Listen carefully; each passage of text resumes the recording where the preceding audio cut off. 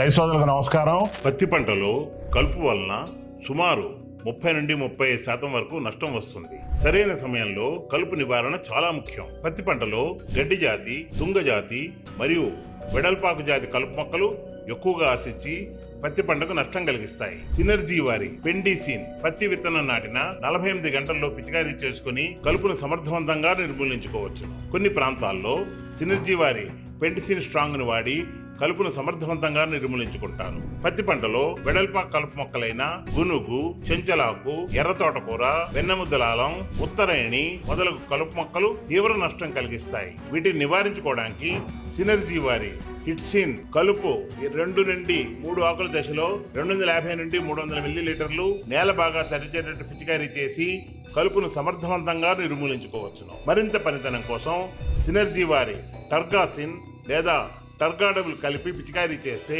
వెడల్పాకు కలుపు మొక్కలు సంపూర్ణంగా నిర్మూలింపబడమే కాకుండా కలుపు తిరిగి పుట్టదు. మీ పంట పొలాల్లో ఏమైనా సమస్యలు ఉంటే ఈ కింద స్క్రోల్ అవుతున్న నెంబర్కి వాట్సాప్ మెసేజ్ చేయండి. మేము వాటి మీద పూర్తి వివరాలతో వీడియోస్ తీసి ఇందులో పొందుపరుస్తాము. సినర్జీ అగ్రోకెమికల్స్ యూట్యూబ్ ఛానల్ని సబ్స్క్రైబ్ చేయండి. మీకు మరిన్ని వీడియోలన్నీ కూడా బాగా కనబడతాయి. మీ పంట పొలాల సమస్యలన్నీ కూడా వెంటనే మీకు సమాధానం దొరుకుతుంది. సినర్జీ అగ్రోకెమికల్స్ డెస్క్ నుండి మీ శ్రేయోభిలాషి రవిశంకర్.